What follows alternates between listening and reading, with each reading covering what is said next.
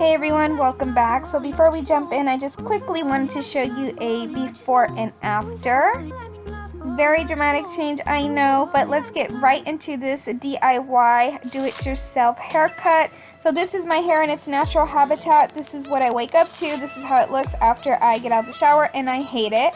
So I finally had this idea of chopping it all off. This is not my first time having really short hair like this, but nonetheless, that's what I decided to do. So I'm going to go in with my Paul Mitchell Skinny Serum. This is going to defrizz my hair and also act as a heat protectant, so when I straighten it, it won't get more damage than what it already is. So I'm just going through and brushing out all those knots, and then I'm going to go in with my Paul Mitchell straightener. This is the 1-inch black hair straightener, and I have it set to 350 degrees, and I'm just going to go ahead and straighten all of my hair in sections. Again, I'm doing it in sections because I want to make sure that my hair comes out really precise.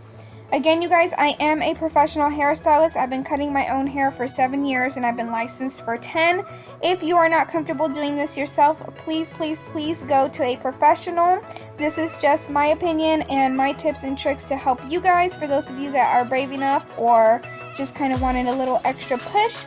So yeah, this is kind of what I'm doing. So again, just kind of take it for what it is. I'm just simply showing you guys how I cut my own hair. So once I'm done with that, I'm going to go move on straight to cutting it, and I can't believe I'm doing this. Okay, so this is what my hair looks like all along, and now it's time to cut it. So what I'm going to do first is I'm going to section off the front pieces.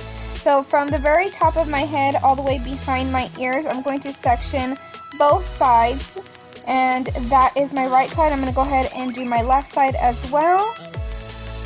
And that's what it looks like there. And then I'm just going to go ahead and pull those forward just so I can place the remainder of the hair in the back into a ponytail. You want to make sure that you do the ponytail as tightly as possible. This is just going to make your life a whole lot easier when you're doing these types of haircuts. And then what I'm going to do from there is I'm going to go ahead and slide the ponytail down. This will determine your length of how long or short you would like it in the back. You can cut above or below the rubber band, it doesn't matter. And then just with any sharp pair of scissors, I'm taking my professional shears. I chopped off all my hair, you guys. Oh my gosh, I cannot believe it. But then I'm going to move on to my peanut clippers. My peanut trimmers. And I'm just going to go ahead and just make sure that the bottom of that ponytail is flat. That way when I take out the ponytail, everything will be even in the back. I'm not going to lie, you guys, this took a while to do. So then I'm going to move on to the front sections, and as you can see, I'm just pulling some of that hair that I cut in the back, and I'm just going to align it with the front. I do slightly angle my fingers downwards just so I can get kind of a slight angle. I didn't want it just straight across. You guys will see in a second what I'm talking about once it's all chopped off. There you go. You see how it kind of goes downwards a little bit, and then just kind of cut off whatever you think needs trimming. And then I'm going to do the same thing on the other side as well. So I know you guys can't really see on this side because of that rainbow glare on the bottom from the window, but I'm just going to be doing the same thing. This side, however, is extremely longer, or much longer than the other side, and this is called a asymmetrical bob, which means one side is shorter and the other side is longer, because I do not want them symmetrical, so it's asymmetrical. So then I'm going to go into trimming my bangs, but this is kind of a way to kind of make your bangs a little bit easier, so when you straighten them, they're not so bulky on the ends, and this is what it looks like. So then I'm just going to go back in with the straightener and just curl everything inward slightly. I'm going to go ahead and do that all the way around.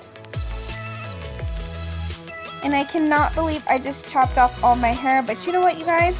It was long overdue, and next I'm going to be coloring my hair because I'm not feeling this color, so let me know down below what you guys think. I'm kind of thinking of a smoky gray or a lavender smoky gray, I'm not sure, or maybe even blonde, I do not know, but let me know your thoughts on what you think, what color would look best with this haircut.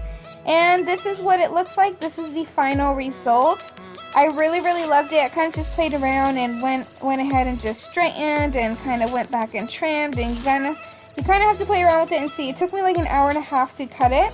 So this is what it looks like from the side, and then this is with my bangs straight down. I know my bangs are a little too long, but I just wanted to show you guys what it would look like in case you do have straight across bangs.